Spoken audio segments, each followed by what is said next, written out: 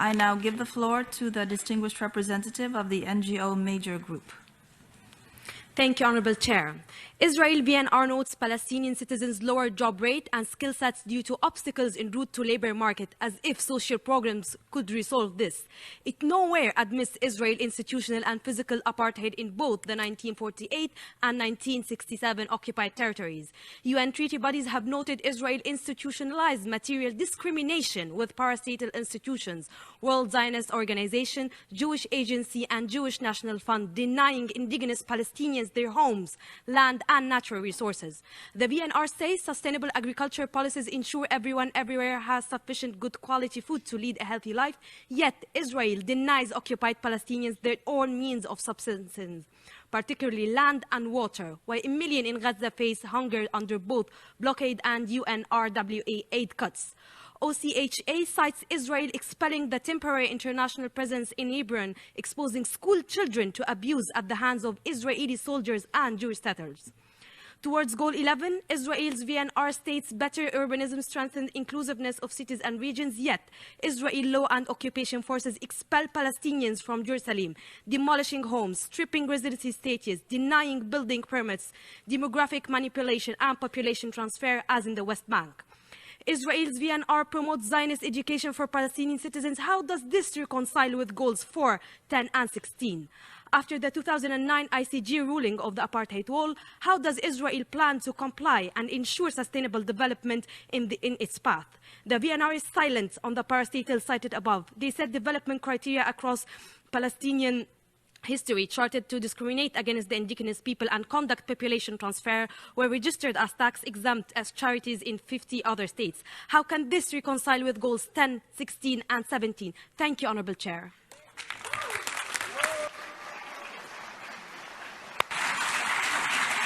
I thank the distinguished representative of the NGO Major Group.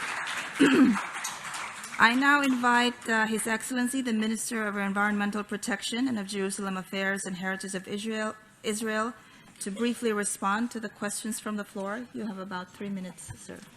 Thank you very much. For the beginning, I will ask from my colleague, Galit Cohen, to answer to most of the questions, and then I will add at the end. Please, Galit.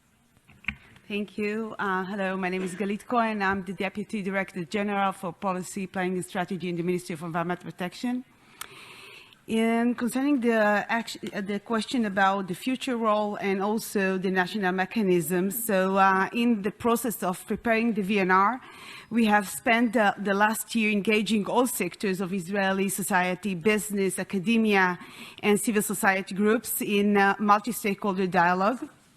This also involved close work with government ministries to identify how the SDGs contribute to improving their policies and the way performance is measured. We do not believe that the SDG should stand alone. For them to be accepted and effective, we have to examine those areas where they connect to and complement to the government's strategic policies. That's why I'm delighted that just this past Sunday, this week, together with the Ministry of Foreign Affairs, we passed a governmental decision designed to align the government's strategic plan and priorities with the SDGs. From now on, implementing Israel's strategic priorities, all ministries will have to look at how to incorporate the relevant SDGs. So that's why we will continue to work on the SDGs, we'll continue to work in our priorities, and now we have a mechanism and commitment, political commitment, to bring all the ministries together with the civil society, also in our work and decision-making. An important part of the government decision is the obligation to make regular reporting. Every year we have to come back to the government and to report what we achieved already and what is our goal for the 2030. In the room with us here, we have a number of members of the Israeli parliament. They are an important part of the ensuring implementation.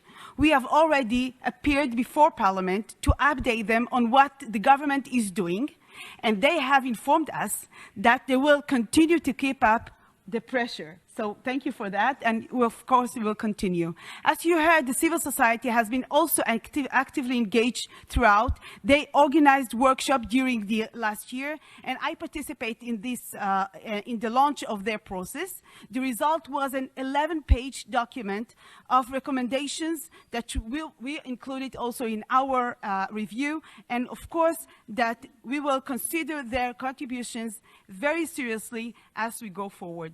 Thank you. Thank you, Galit. Thank you, Galit, for your comments, for professional questions, and then some remarks about the question of Palestinian representative and one of the representatives of the NGO. First of all, I think that we have a lot of possibilities for political fighting on this arena in United Nations, and I'm not sure that the discussion about SDGs goals should be exactly the place to do it here. I prefer to speak about the things that can unite us.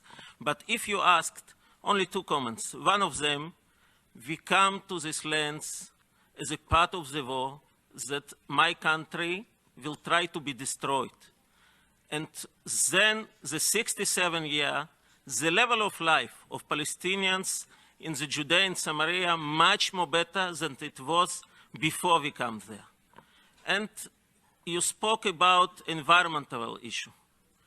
I'm in my capacity as a Minister of Environmental Protection for 3 years.